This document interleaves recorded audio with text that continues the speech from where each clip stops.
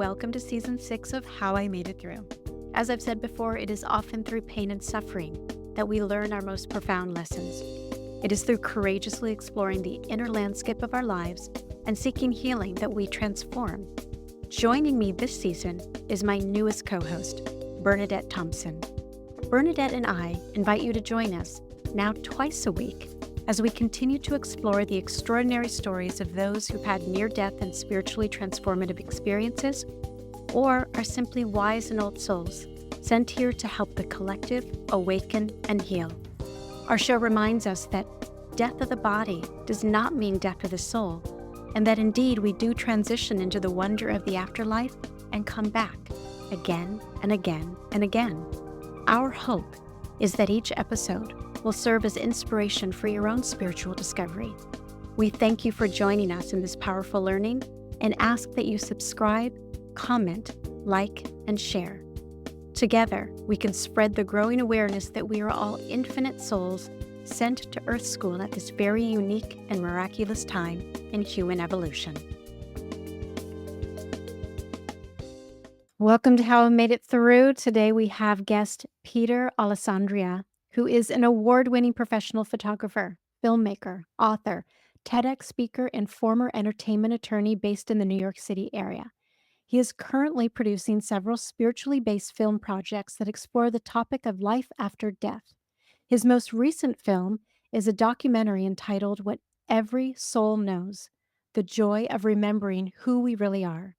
The film explores the idea that who we really are is much more than our physical bodies and human personality. It contains interviews with more than 50 thought leaders in the areas of near-death experiences, mediumship, channeling, and psychic phenomena. Welcome, Peter. Hi, guys. Thanks for having me. Well, so happy to have you here. Yeah, you're pretty much the ideal guest on our show. You're ticking off all of the boxes: near-death experiences, Mhm. a whole movie that you have created, a whole film. This didn't happen overnight. I'd like to start in the beginning. Can you share a little bit of context of some of the events in your life that led up to making a film like this? Sure. Thank you for asking. At the beginning of the film, I say everybody that you're about to see in this film started out as ordinary people living ordinary lives. But then something extraordinary happened. For some of them, it was a sudden event like a near-death experience. For others, it was a series of small events that unfolded and ended up in a completely new way of seeing themselves and seeing the world. I fit into the latter category. So my journey started like 30 years ago. And I had moved from New York to Los Angeles, and I found that the California lifestyle and mentality was to my liking. And there was all kinds of stuff going on out there that I wasn't really familiar with on the East Coast. Things like spiritual growth, personal growth, um, just all kinds of mind expanding things were happening. And I just kind of fell into a rhythm of wanting to know more. And a lot of it was just wanting to make my life better, to relieve some of the suffering in my life. But a lot of it too is this innate curiosity about, who are we really? Who are we? And what's going on here? And what happens after the body dies? And I started with kind of mainstream. I mean, something like, if you guys know Conversations with God, that Mhm. series of books. In fact, even before that, I think was a Celestine prophecy, if anybody remembers that. Of course. Uh, and I've recently come back to both those. In fact, CWG has been a real mainstay for me over the last 30 years. And then the Celestine prophecy stuff, the 10th insight, the 11th insight, really powerful stuff, and I'm rereading it now 30 years later with a whole different eye to it. James, if you're watching, I want to turn the 11th insight into a feature film. I'll have my people call your people if you're interested. Um, so it started out with that, and then I dabbled a little bit, just a little bit in Buddhist principles, and uh, I mean, I didn't get really too far into traditional spiritual traditions, but for me, it was all about expanding my mind. Oh, the other thing that I picked up around that time was A Course in Miracles, and A Course in Miracles has really been the mainstay for me. In fact, I still study that every day, 30 years later. I facilitate classes and the whole thing. And that's been a really powerful force in my life to reconfigure the idea of who we are, and what's really going on here. So this has just been a progression for me. And more currently, I think it was in like 2018, I read a novel by William Buhlman, and William was one of the lead instructors at the Monroe Institute in Virginia. Robert Monroe has a legacy for out of body experiences, and he's written a bunch of very well known books. And William's book, I read a book that he wrote. It was a novel called Adventures in the Afterlife, and I was familiar with the near death experience phenomenon, and I had read over the years. And really kind of was embracing the idea that we're more than we think we are, or more than we appear to be. But when I read that book, it really something clicked for me, and I ended up optioning the book from him. I'm going to turn that into a feature film eventually. But that started the most recent part of my journey. And as part of the research for that film, I started watching a lot of YouTube videos with near-death experiencers.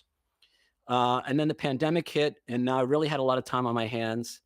And I started reaching out to some of the people that I was watching the interviews with, and ended up having some great conversations and connections with people. And at a certain point, it just hit me, I have to make a documentary film about this, and it was really it was a moment. I don't know if you guys know Christian Sundberg. Mhm. Yes. Christian, so Christian's great. He's a pre-birth experiencer. Mhm.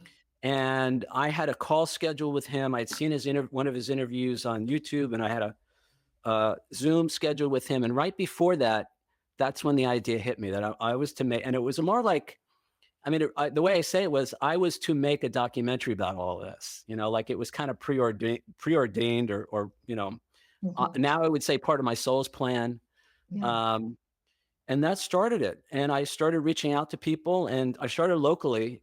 Christian is actually in Erie, Pennsylvania. He's about 8 hours away, but there was a lot of people local to me, mediums, psychics, mediums, channels, and then it kind of went out from there.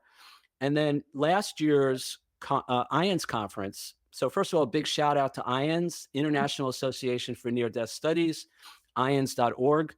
Great organization. Really fabulous people. I And agree. and yeah, and in 2023, their conference was in Washington, D.C., and I had reached out to Angela Harris, who's kind of one of the coordinators for them, and she helped me arrange a bunch of interviews with people, NDEers who were attending the conference, to interview them for the film. So I actually went to the 2023 conference in Washington, D.C., but nobody saw me. I only came out of my room once in 5 days because I had all these interviews. People who were just coming through. I did like 14 interviews in 4.5 days. Wow. And then this year in 2024 at the conference in Phoenix, they gave me, it originally was going to be 5 minutes to run a promo for the film, and it turned into a 2-hour time slot to show a preview of the film, followed by a Q&A. And it was just an amazing experience. We had over 300 people there. To a certain extent, it was preaching to the choir. Those people were familiar. They're familiar with the whole near-death experience and all of that. But it was great. And it was the first public showing of the film. Since then, I just got back from Ireland. I was in Athlone, Ireland, a couple of weeks ago, and I did a screening there as well. A few of the people from the film are located there. It just turned out, it just came together that that's where the next preview is going to be. And that was great because we had people who were not familiar at all with the subject matter. They just kind of showed up. They didn't know what they were getting themselves into. But they loved it, the response, and that was really good for me, to have a kind of a ordinary audience, if that's the right word, that really responded to it. So now I'm planning my next preview. Now the film is not done. I have 4 more interviews that I'm doing in the next couple of weeks. I've been working on this for a year and a half. I've interviewed at this point 56 people, and I have a bunch more editing to do. But I'm starting to show previews, and the next preview is going to be about 2.5 hours long because I have enough material now for like a 5-hour film. Now, obviously, I can't release a 5-hour film, so I think it's going to be like maybe like a 90-minute pilot and then a bunch of 1-hour episodes. Hmm. But it's a wonderful problem to have, that I have so much wonderful content to share. I'll stop there to see if you guys have any questions, but there's a couple other points I want to make about it. I say keep going. You're on a roll. All right. Well, a couple of things. So the first thing is, when I started this, I really was conscious of not sensationalizing the near-death experience, meaning I didn't want to get into, and this is not a commentary on how anybody else is doing the near-death stuff, but it was really important for me to focus on what was the experience like, and what did they learn from the experience?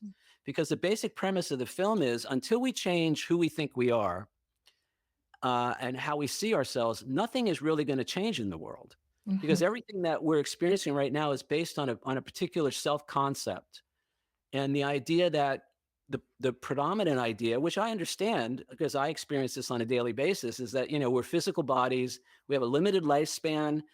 There are limited resources. It's survival of the fittest. It's get what you can get while you can get it.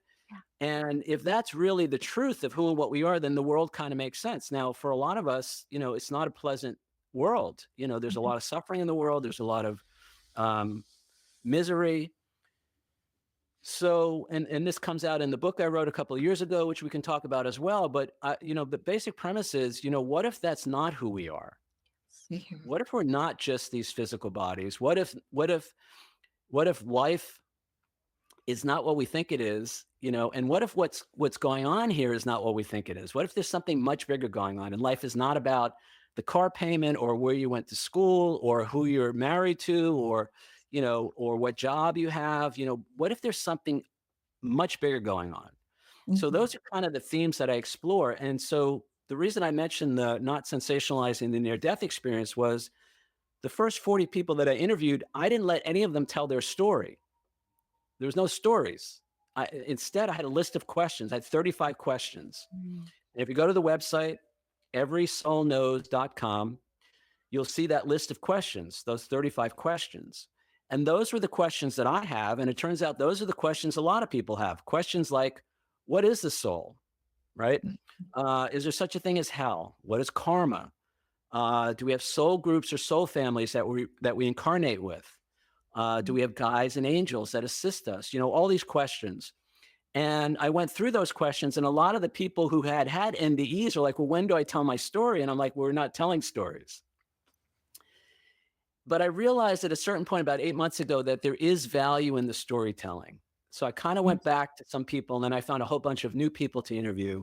And I let them tell their stories, but we only spent a couple of minutes on the car accident or the bot surgery and then we got into, okay, what happened next? How did that change your life? And how can we take what you learned and apply it to, this is the main point of all of it. How can we take what you learned and apply it to our lives while we still think we're here to make our lives better? Right? Yes. Yes, that's what it's all about. It's So the so reason that's for the show. that's Yeah. the focus right there. I love Yeah. it. Yeah, it's amazing, Peter, because what you are talking about is just so now, so many people are wanting to understand it and wanting to know how to explore it more. And what's exciting about your documentary is having all of these people that have had different experiences. And so, yeah, we're both so grateful to be and wanting to hear more. So we don't want to talk too much. Well, the other thing I'll say real quick is, the way this unfolded, um, I mean, a lot of the people that said yes to be involved in this project, I was like amazed, that people agreed to be in this because I've done some pretty cool things as a photographer, and I've done some stuff in the world, but not to the point where I'm known as a documentary filmmaker and I have this long track record. People came, other than that trip to DC, and it was to Washington DC, and a trip that I took to California in January. Pretty much everybody else came to me here in New Jersey. So people should know I'm not doing webcams. Everybody had to show up in front of the camera. Right. And so a lot of people traveled on their own at their own expense. I wasn't paying for anybody's travel expenses. Everybody got a small appearance fee, but I didn't cover travel expenses. And people came from Canada, people came from Europe, people came from all over the US. One woman came from Bali to be part of this. And Yeah. so there was all this energy behind it to the point where I was just like, wow, I mean, I'm thrilled to be part of this, but it's kind of has its own life, if that makes Mhm. sense. Yes. So, and then I have to say one of the best parts of all of this. So about half the people in the film you probably know, but the other half, it was really important for me to give new people a chance to tell their story too. Love that. So I purposely sought out people who I really resonated with, and I have to thank, the YouTube algorithm, for showing the right people at the right time. And it was really important for me to give some people that are not so well known a chance to shine. And Beautiful. that's really the whole point of this for me, is to give people a chance to shine. And so it's been a cool mix. And I was just going to say, so the deal was, if you fly into Newark, I'm actually in New Jersey, about 40 minutes from Manhattan. I said, if you fly into Newark, I'll pick you up. I'll bring you to the location, which happens to be my living room. We'll do the interview. If we have time, I'll take you out for dinner. If not, I'll take you back to the airport so you don't have to stay overnight. It was like a 1-day deal. And the best part was in the car to the airport, with these people, and they were all so genuine. Mm. People, I hear, people have a lot of different opinions about near-death experiencers and spiritually transformative experiencers and all of that. My experience with every one of these people is they're so genuine. They're doing this because they want to help. They Yes. want to make a Yes. contribution to humanity. Very few of them are making any money off of this. I mean, I can't speak for any of them directly, but my sense is nobody's getting rich off of this. Yeah. And in fact, a lot of them are subjecting themselves to all kinds of crap online. When you come out and you start telling a story like this, I think it's gotten a lot better in the last few years. But some of these people started telling their stories in the 80s, and they were ostracized, they were marginalized. Some of them were put on medication if they were kids. Their doctors told them they needed psychiatric care. So, uh, you know, f- and they're still telling their story 20, 30 years later. It's like they really, really, really must want to help. And that was Exactly. that was my experience with each and every one of them. And they all touched me in ways I can't really describe. I mean, this project has completely changed my life. How could it not? So I want to get to the questions that you bring because they're questions so many of us have had. It's a great place to start. But when you say it has touched your life and changed you, can you unpack that a little bit? Well, I guess the best example is to start with my mom. So, I love my mom. We have a great relationship today. We didn't always have that. And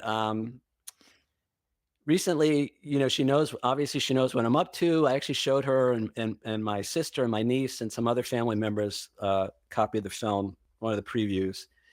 And my mom is like, Peter, I love that you're doing this. I love that you're so enthusiastic about it. It looks really professional. You're doing such a great job, but you have to understand, I think this is all a big fairy tale.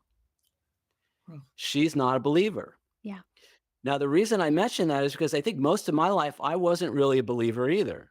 I kind of thought maybe there was an afterlife and maybe God existed, but, you know, God wasn't really too interested in me and my life. And I had a lot of baggage around the whole concept of a higher power, and 12-step programs really helped me straighten a lot of that out. Mhm. But my point is, I was kind of in that, and most of my life, I didn't really. It's like I didn't really. I was too busy. What I thought was living my life to worry about the afterlife, right? But then you get a little older, and stuff, and people around you start dying, and things start happening, and so my focus has changed. So over the recent years, I would say I'm a believer, but not a knower. And I'll just have to say up front that I never had a near death experience. I've had a couple of what I would consider minor spiritually transformative experiences, but nothing like what a lot of the people tell in their stories. And and now I'm a knower after this process. And one of the things that happened in the middle of all of this, guys, this was last spring of 2023, actually, April 2023. My younger brother passed away Right. unexpectedly. Mm. So sorry. And Yeah. thank you. And that just completely, that rocked my world and my whole family. It was probably the most difficult thing I've ever faced in my life. And what was interesting was I hadn't seen him in 2 years. We were in touch, but he had moved to Florida. and from New York. And we weren't estranged or anything like that, but we weren't as close as we could have been. And I felt this was in March of 2023, I think. I felt the urge to go visit him. So I went to see him. We spent a week together. And there was a lot of, a lot of opportunity for me to take responsibility for my part in the relationship, for things that had not gone the way we wanted it to. I had made, I mean, I have 26 years of sobriety and 12-step programs. So I'd actually made an amends to him many years ago for the harms that I had caused. But there was still this feeling that, there was some unfinished business. So I mean, he had some health issues, but there was no indication that he was going to pass. And so, there was a lot of unfinished business that I feel like I was able to finish in that week. I came back to New Jersey, and 2 weeks later, he died. Wow. And I'm so grateful, that we had that time together. He was also a non-believer in the afterlife, and it's kind of ironic now. I'm almost smiling about it because the film is dedicated to him, right? And he started the first image in the film is a picture of him, the dedication to him, and he's kind of also financing part of the film too. So it's a little ironic, and I think he's laughing. And I've had a couple of mediums that he's come through while I'm interviewing the medium. They're like, "There's somebody here. His name starts with a J. Does that ring a bell?" I'm like, "Oh yeah, that's my brother John." So, but I have to say this, and this was a big deal. It took me almost 3 months to work through, and I'm still not. I don't think you ever heal from this, but it took, for 3 months I was a mess, and I was actually in Florida helping my sister with his estate, and it was brutal. There was so much grief and so much pain. And what I want to say to anybody who's listening, the big thing for me was to allow myself to feel my feelings, Mhm. to have the grief, Yeah. to have the sadness, to really feel it. Even though I was a believer, and again, I say this at the beginning of the film, even though I had one foot in the idea that life is eternal, we come here to be human beings, to have the human experience, and part of the human experience is to experience all of it, Exactly. including those feelings. So, but there was a point, guys, I was almost ready to, I didn't want to continue with the film. I didn't want to do anything. I was so grief stricken. Yeah. And then at a certain point, I hadn't reviewed a lot of the interviews that I had done up to that point, and I started watching them. And it was the material, it was the interviews and the people sharing and all of that that really helped pull me out of that, and put me back on track with this. So again, I want to say to anybody who's had a loss like that, my heart goes out to you. Nothing that I ever say or that comes through in the film is ever to say don't feel your feelings, or even though we're going to talk about this today. I'm going to show a clip in a few minutes from the film. The idea that we plan our incarnations ahead of time, and we'll talk about the significance of all that, but don't, it's okay to feel those feelings, and to have, and however long it took me 3 months, but like I said, you never really get over it. Mhm. So however long it takes is okay, but seek assistance if you need it, seek help if you need it. And then for me, it was really important to begin to look and say, there must be a bigger picture to all of this. There must be something much bigger going on here. And I honestly believe at this point now that his passing is a part of this film, is a part of the making of this film. Mhm. And I hate to say it this way, but I think that was part of the plan, that would happen when it happened, because it really put me at a choice point. Yes. Because I thought, here I am telling the world that life is eternal. We're eternal spiritual beings. We never die, and on the other side is all light and love.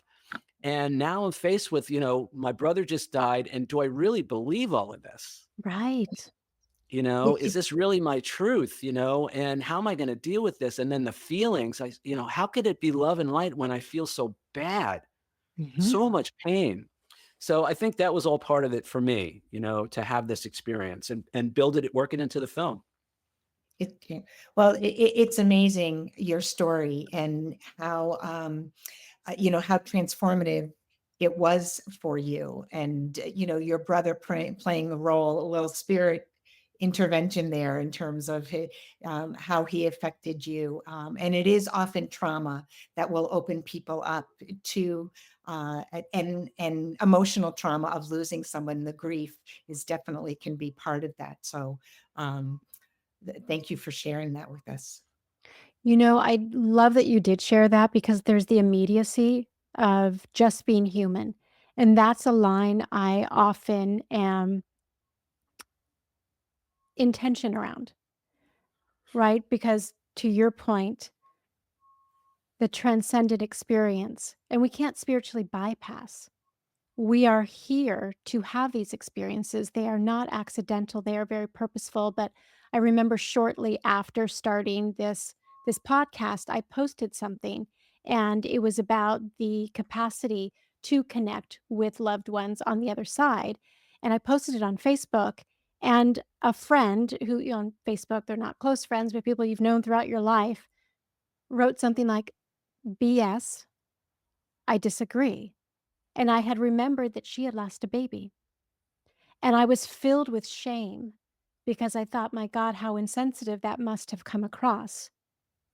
Someone's agonizing, excruciating pain and whatever journey they're moving through to somehow seem insensitive, right? So I appreciate you saying that both can coexist, and at least one is very necessary.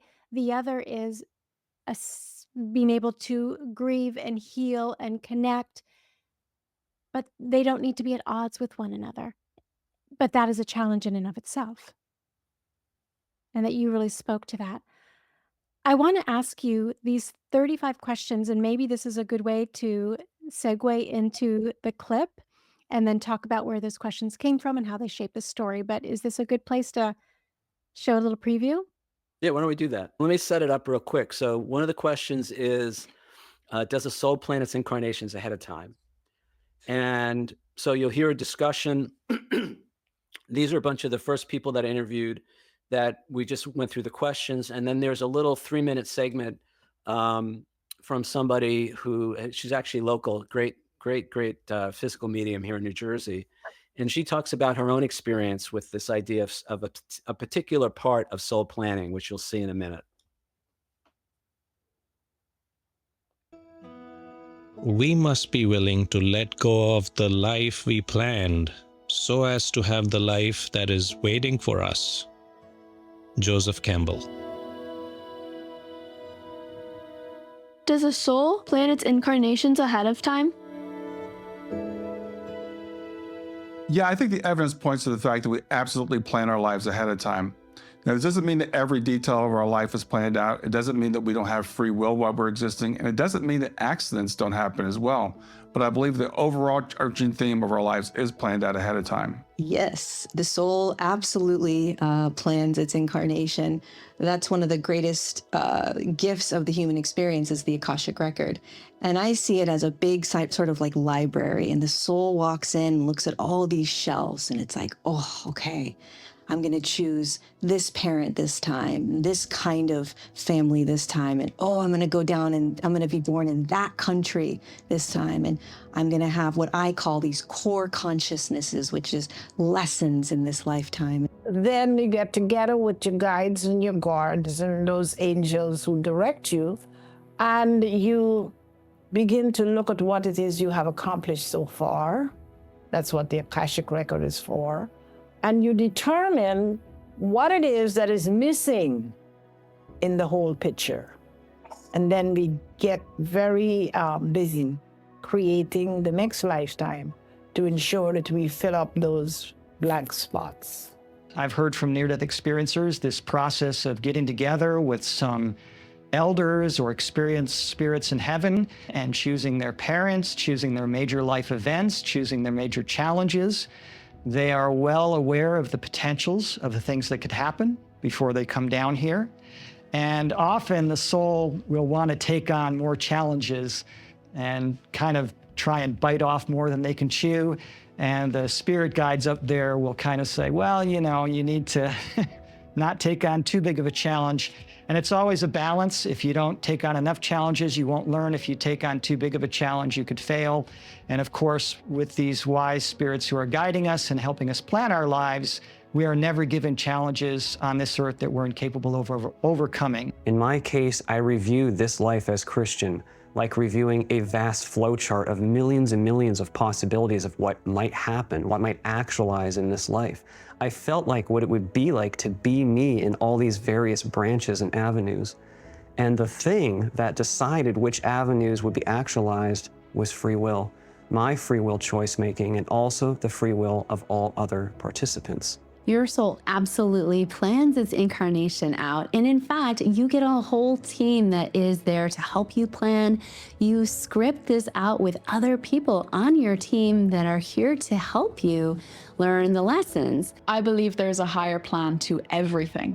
So the things that you may have gone through that felt really challenging, I always see that there's a higher purpose to that, a higher perspective. And I believe the soul chooses the big major events of our lives before we incarnate in this earth so that we can learn the lessons that the soul has decided to learn in this lifetime. Let's say somebody wants to learn something about forgiveness. They will plan out different events, challenges, and situations in their life, different relationships that will help them learn specifically something about forgiveness. Before this life, in your eternal form, you're coming to Earth School. You know you're going to come to Earth School. And so you start choosing. And part of that process is to choose what and how long and what we're going to learn, where we're going to learn, and the pieces and parts we do choose. It's all free selection. There's a process of figuring out what this life is for, what this incarnation is for. Why am I doing it? The planning, for the most part, is done by laying down general karmic tracks, so to speak, general themes that are going to be explored in the lifetime. And then, depending upon the individual incarnation, sometimes it's left just as that. Sometimes the planning is much more detailed. It depends on what the specific intentions are for the lifetime. In my own personal spiritual experience, it looked a lot like a grocery store. And I had this big empty grocery cart, and on the grocery aisles, there were these large cereal boxes, and every cereal box had a life experience in it. So the pre-birth plan that is plotted out before you come into form is about picking the major plot points in your life. You might pick 5 or 6 plot points that absolutely are planned to be experienced while you are in form. In between those major plot points, that's where you as a soul get to exercise your free will. So we plan the families that we're born into. We most certainly pick our parents, and we pick them for different reasons. We also pick the partners that we experience many of our challenges and life's mission with. Not only do we pick our parents, we pick our children, if we have children. We pick our best friends, we pick our spouse, our significant others. We are totally in a place of choice. We often pick one parent, one specific parent that will help us with the specific things that we want to learn here and how we want to evolve our soul, and also with our purpose here on planet Earth. Not just our parents, we pick our whole family. We pick before we're born, and everybody that we encounter. When you pass a person on the street, that was a soul encounter that you planned. Why don't we picture what happens when we're going to go on a trip? We know where we're starting, we know where we want to end up, we have the map laid out, and there are certain routes that we can take. We actually choose basically the route before we come into this lifetime. Every once in a while, because of our free will choices, we might get off and wander off the path a little bit, but that's why we have helpers in the spirit world, our guides and our loved ones on the other side, kind of gently nudge us, put thoughts in our heads, hey, you're getting off path here, you want to get back on track. And all of those things factor into how much we grow, how many opportunities we have to be the expression of love in human form, which is the whole reason we're here.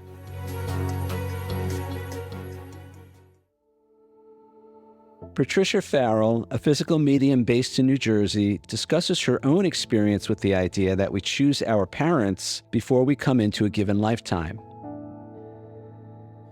So when my son was about 6 years old, my younger son, I was putting him to bed and I said to him, you know, good night, honey. I love you. Angels watch over you. Have most beautiful dreams. And the child looked at me and he said, Mommy, thank you for being my mommy. And I said, well, you chose me to be your mommy. And he said, do you think you were my only choice? And I said, oh, do you know something? Do you remember something from the other side? He said, yeah. He said, Mommy, before you incarnate in, he said, you pick like, let's just say 50 mommies and daddies to be born to. He said, and you know, none is better than the other. So it's not like number one is first choice and 50 is 50th choice. He said, none is better than the other. He said, you just pick which parents you're going to be born to because they're the best teachers for you of your soul lessons. And I said, okay. And he said, so I picked, you know, however many. He said, and then I went to God and I said, okay, I'm ready to incarnate. And God said, okay, close your eyes, turn around, run and jump. He said, so I did that. He said, and when I opened my eyes, he said, I saw you, Mommy. He said, so I don't really know if I picked you or God picked you. He said, but it was such a good choice. This kid absolutely has my heart.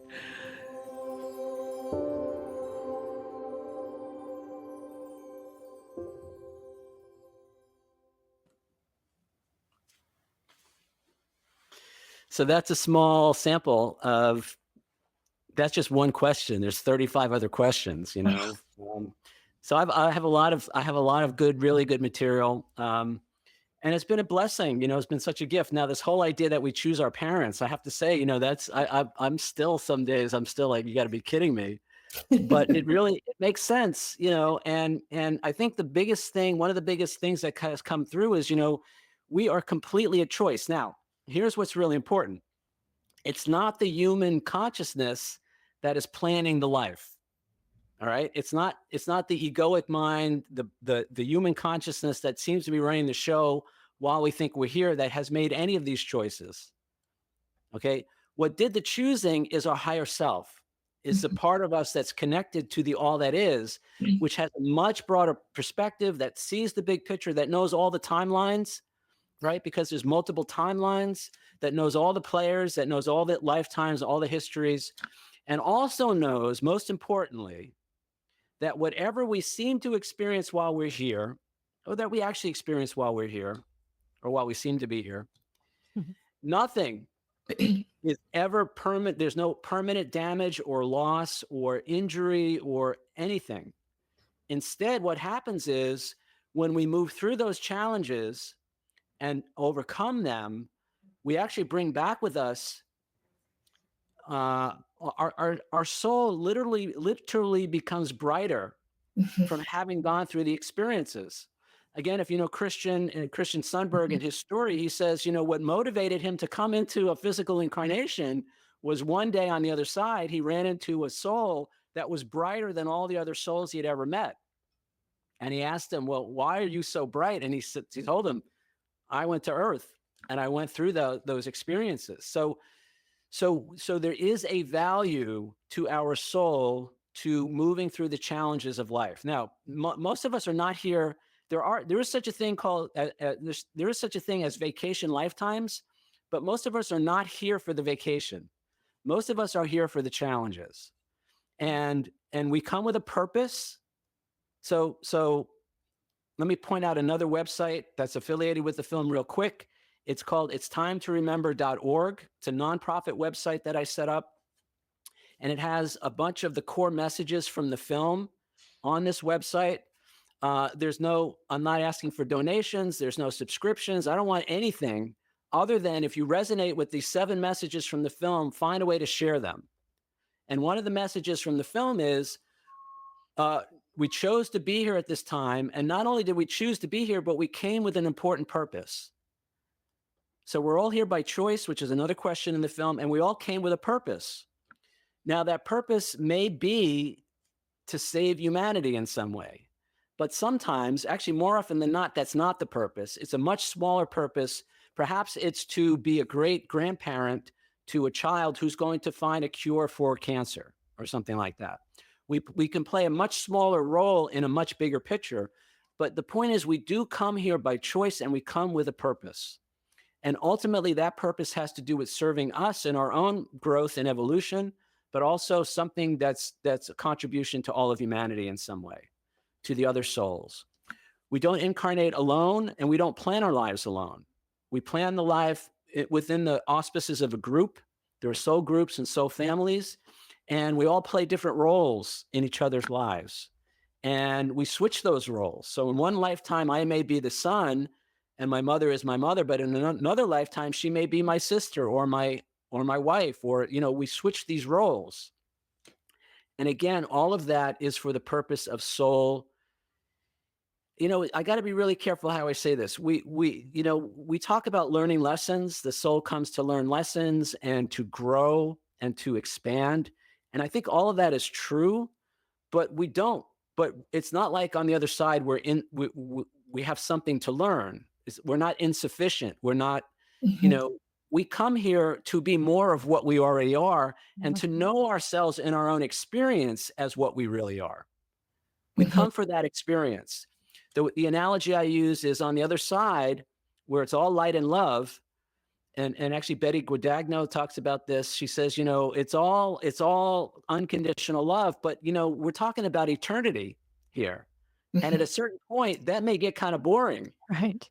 And in the light and in the love, we don't really get to, we know who we are, but we don't get to experience who we are. Because in this realm, we have what's known as duality. So in order to know ourselves as light, we have to know the darkness. Right. In order to know ourselves as good, there has to be evil in the world. In order to know hot, there has to be cold. So that's why we come for the experience. And the analogy I use is on the other side, we read the book about riding the bicycle. In this realm, not only do we ride the bike, but we fall off and we scrape our knees and all our friends laugh at us. Okay. So we're coming for that experience, which we can't have on the other side, or we don't have on the other side. Right.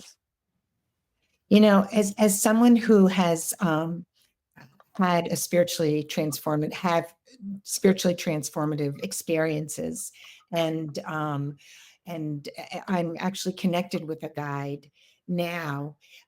It's fascinating to hear you just share all this, because it's all true. And it is so validating for me to hear you say this, because I think people who do go through this experience, we do often feel this sense of not being believed or not being sure that everything that we're feeling, sensing, or hearing is true.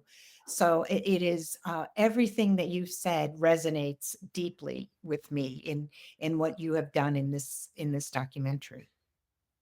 Well, so that's a great point. Thank you for sharing that. And let me say this. Right at the beginning of the film, I say everybody that you're going to see in this film has something important to share, but don't take anybody's word for anything. Okay? Instead, use everything that you see and hear in this film as a springboard to discover your own inner wisdom and your own highest truth. Because ultimately, that's what's important. Okay, I believe there is an ultimate truth that we all share, but until we get to that point, we're each going to have a different take on all of this. And I don't want to push anybody's beliefs on anybody else. And I actually stopped the film at least 3 times for a 2-minute guided meditation to stop everything. We go into a meditation and we invite the audience to discover their own inner wisdom and their own truth on everything that was just discussed. Brilliant. Because I want them to come away with an experience of their own truth, right? Don't take anybody's word for anything in life, especially if it's important. Listen, have an open mind, consider, but ultimately you have to decide for yourself. Well, I love that so much, because it feels like there can be this real trap of either this or either that. Either I become this sort of obsequious follower, just trusting without questioning, and that holds its own perils, or I become very much a skeptic, and that becomes part of my identity. When in either one, we're losing the purpose, and the purpose is to find our own path, to find inspiration, figure out what resonates, have that open up, perhaps a roadmap to your own exploration. So I love that. You've mentioned a couple times now these key messages of the film. You mentioned 7, and you've mentioned a few of them, I think, thus far. Please share more. Well, so again, so the basis of the film are these 35 questions. And again, they're on the website, everysoulknows.com. The 7 core principles are on another website. It's timetoremember.org. And even though I created all of it, I don't have it at the top of my head. So I might pull it up. No worries. You got a lot going on in that noggin of yours. And by the way, everything that you see, I created.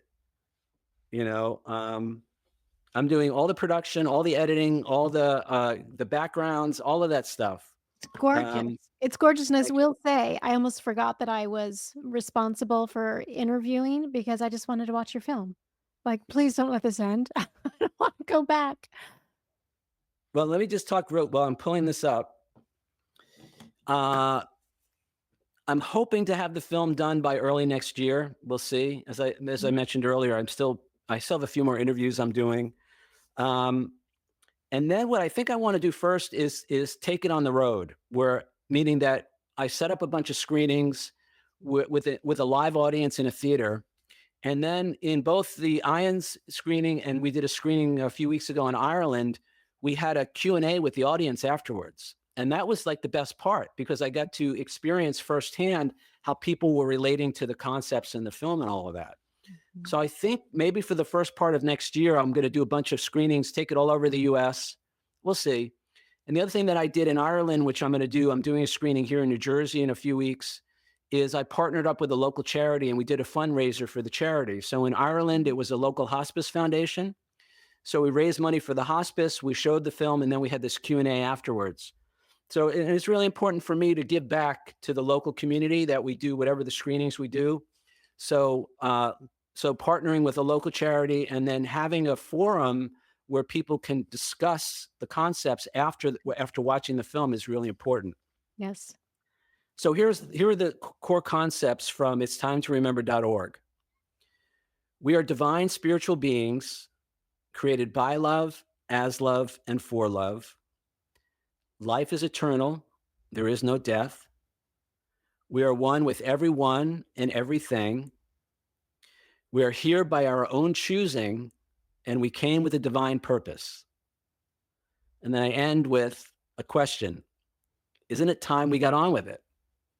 Because we spent so much time distracted by everything else in the world that we don't even consider that maybe we did come here to accomplish something, to achieve something, to make a contribution. So again, my dream is to one day be driving down a highway someplace and just randomly see a billboard with these 7 core messages on it.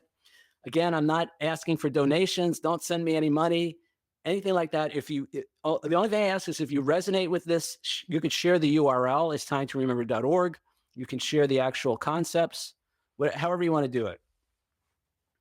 I love it. So I want to add on to that. You said we came here to achieve something, to contribute something. I would also add heal something. And yet the trance of the world keeps us anesthetized to that memory. And in fact, we commit to this veil of forgetfulness, is what I believe most people call it, before our incarnation. Given your experience of moving through this deep immersion into the study of near death and spiritually transformative experiences, what do you now practice or do when you start to fall into the trance of numbness and forget that we're here to contribute, achieve, or heal? Great question. So the first thing, this is my answer to all these questions like this. The first thing I do is forgive myself. That's the most important thing, because if I beat myself up for forgetting, then I'm stuck in the Maya, so to speak. Yes. Now, we do ask, one of the questions in the film is, what is the veil of forgetting and why do we need it? Good. The forgetting is purposeful. The forgetting is intentional. It serves a purpose. And the best I can reckon, the forgetting is important because it makes this experience meaningful. If we knew everything when we got here, then it would be like knowing the answers to the final exam.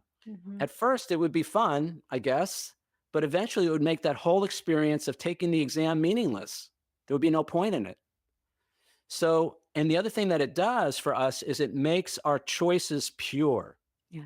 So when I'm making a choice, for example, many of us come here to experience ourselves as love. And it's easy to say, well, I was created by love, as love, and for love. But it's another thing when, my neighbor's 16-year-old son is blasting his music at 1 a.m. Or when my spouse cheats with my best friend, or when the bookkeeper embezzles all the funds from my small business. Then we get to find out how much we really believe we are love and how much we really believe everybody else is love. And if we knew all that was happening behind the scenes, again, it would make that choice, I'll use the word less pure. I don't know if that's the right word, but I mean, we really are here to expand, to grow, and to mostly experience ourselves. So we need the challenges. Again, we need the dark in order to know ourselves as light. Yes. All right. Now, really important, we do talk about, another one of the questions is, many people experience challenges while in the physical. Does the soul seek such challenges? And if so, why? Again, this is not to diminish in any way anybody's experience of suffering in the world, because this is a difficult world. Many of the people describe this that I interviewed and elsewhere.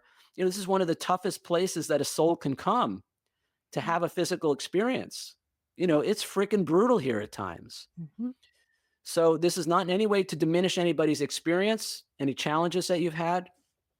It's also, this is even more important, when we talk about the soul planning and incarnation, this is not to say that you picked, the human being that's bumping into other human beings, well, we think we're here, not to say that you picked that abusive parent or that cheating spouse or that drug addiction or whatever. All right. This is not to blame anybody for their life choices or their life experiences.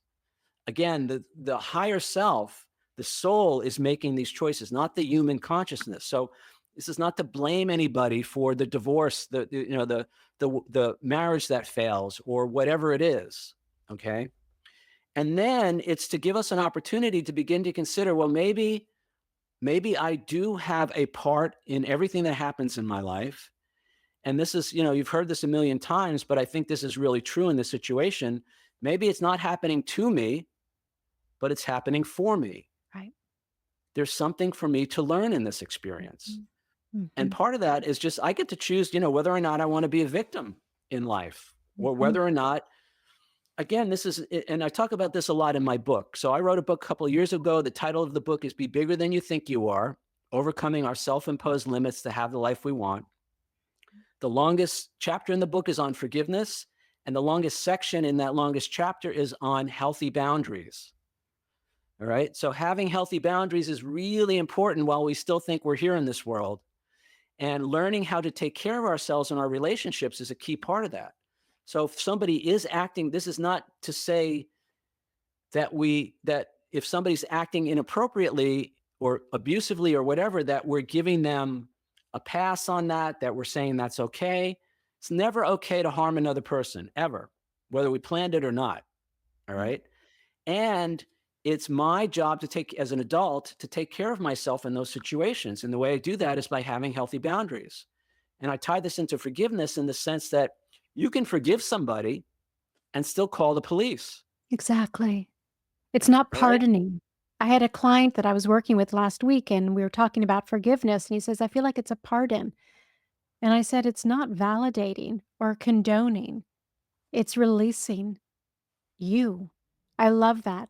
I want to share a quick story, because everything that you're saying with this idea of, while we still think we're here, I love that you say that, while we still think we're here, back to this idea of trance or the veil of forgetting.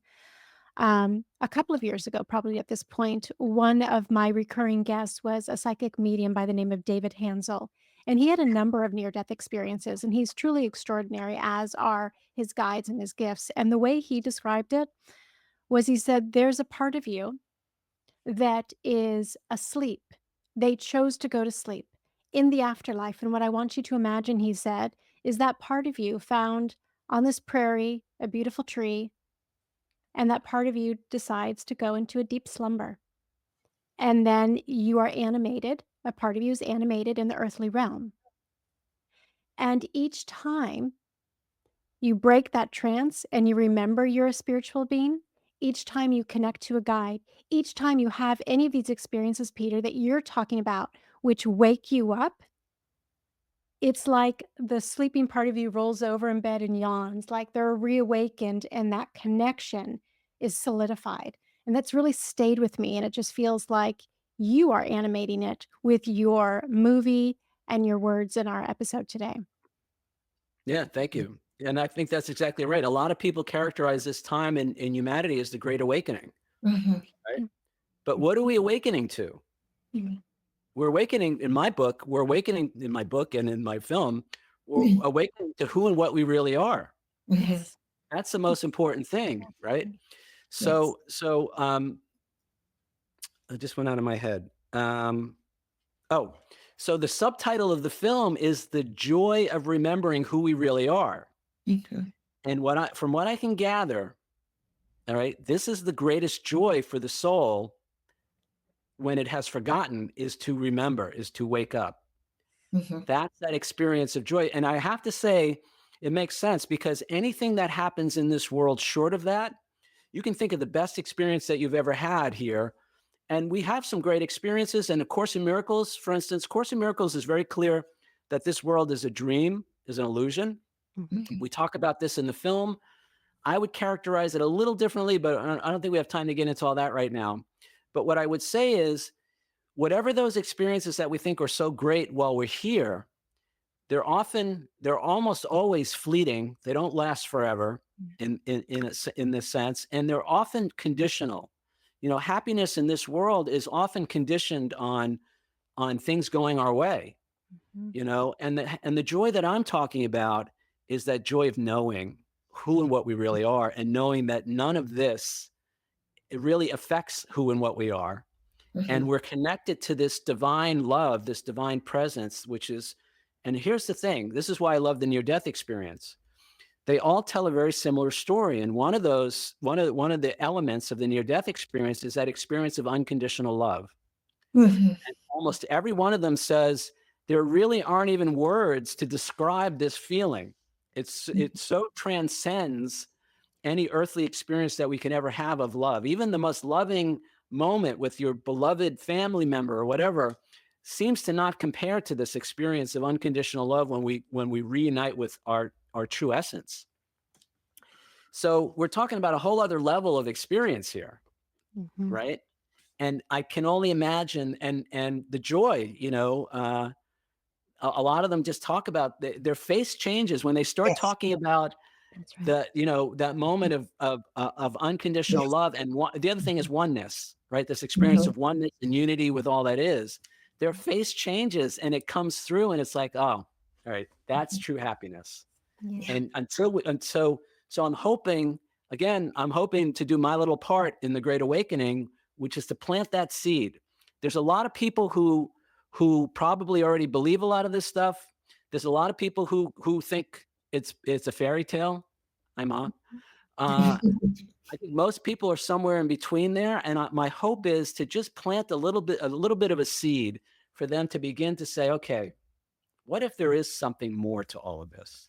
Let me at least begin to consider that and maybe explore a little bit here or there, and then come to my own conclusion about all this. If people do that, I'm thrilled. The film's a success, and we're good. Perfect. Yeah, perfect. Yeah, when I think about my purpose in this work, and again, it's just so infinitesimal, but ideally meaningful, even if it helps one person, is twofold. One is to live more fully. As we start to have the courage and the self-compassion to show up with whatever gift or calling, even starts as a whisper, and to experience more joy and more freedom. But it's also to so many fear death. What if we weren't afraid? What if we weren't afraid? I mean, it's really two sides of the same coin. What if we weren't afraid to live, and what if we weren't afraid to die? And if we could move that needle a little bit, what might be possible? Yeah. You know? 100%. Well, I believe, Kristin, I really resonate with that because we don't talk about death in this. Not only do we not talk about death, we don't talk about any of these spiritual experiences that people might have had. And I think, Peter, one of the, there are so many gifts of this documentary and the work that you have done in your book as well, is that there are so many people out there who have experienced something and who have not given themselves permission to understand that what they've experienced is really true, and these little thoughts that they have, that there's more to it. And so you have given them, and I'm hoping people who are listening are understanding that too.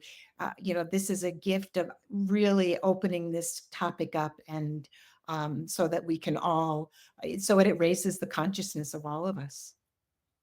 Yep, exactly. And again, if you have had an experience like this and you don't know who to talk to about it, go to IANDS.org, International Association for Near-Death Studies.